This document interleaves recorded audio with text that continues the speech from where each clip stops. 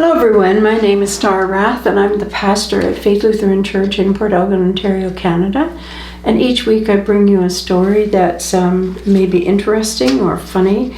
This particular story this week is from a book called Absurdly Strange But True by Bill O'Neill.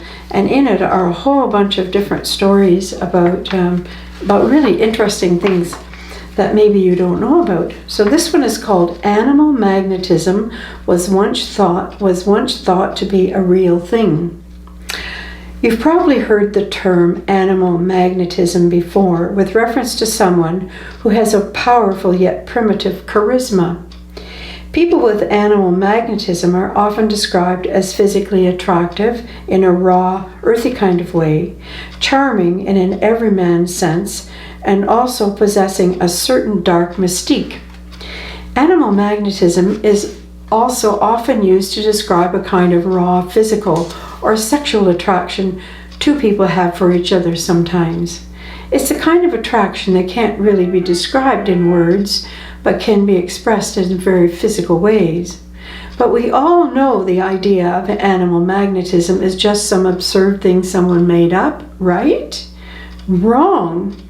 As absurd as the idea of animal magnetism may seem, or not seem, it does have some basis on a scientific level. It was the idea of a legitimate late 18th century German scientist named Franz Anton Mesmer, who came up with some other ideas that were truly outside the box. If you're wondering where you've heard Mesmer's name before, it's probably because the term mesmerism is named after him. Yes, Mesmer is considered by many to be the father of modern hypnotism, but that only came about due to his work on the theory of animal magnetism. So, how did Mesmer come up with the idea of animal magnetism, and how is it related to hypnotism? Before we get to Mesmer's work, it's important to know a little bit about the man's background and the time in which he lived. Mesmer was born in 1734 in the Holy Roman Empire, basically the predecessor of modern-day Germany, and spent much of his life in that country as well as Austria and France. In the 1700s was the era known as Enlightenment, when new political, social, and scientific ideas were being formulated and old ones were being questioned. So after Mesmer enrolled at the University of Vienna in 1959, he decided to take his studies of medical science in a new direction. Mesmer focused on how the ocean tides affect the flow of blood and other fluids in the human body, which he also referred to as tides, and eventually how human tides could affect other human tides. Mesmer believed that if he focused his energy on the bodies of his patients, especially certain parts, he could heal their afflictions, especially mental, psychological problems.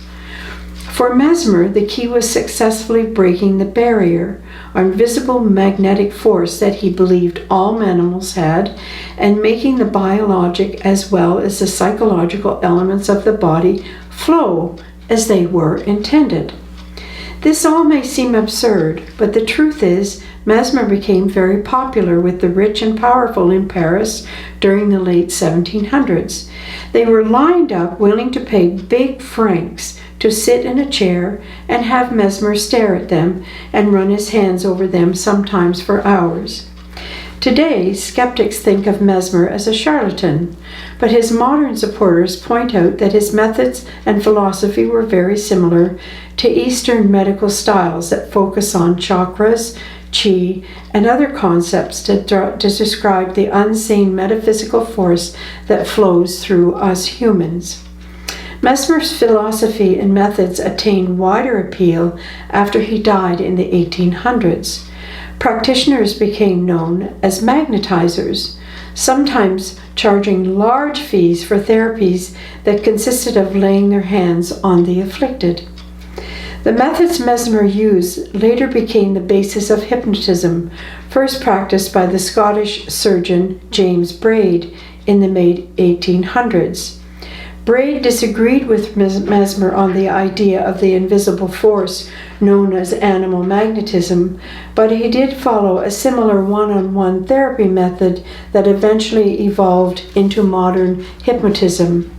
The idea of animal magnetism continued to fall out of favor after Braid, but many still follow Mesmer's ideas and practices and see nothing absurd about them. I guess one person's scientific absurdity is another's profound world view. I just thought that was a really interesting topic to share with you. Animal magnetism, because we do hear about people who fall in love at first sight. In fact, one of my friends told me that she met her friend down here on the beach and they've never been separated since that day. So there we go. I don't know whether that would be considered animal magnetism or attraction, but it's an interesting story. There's some really good stories in here that I'll share with you at another time. Absurdly strange, but true. So I hope you enjoyed that take 5. Thanks for taking 5, and blessings on your day.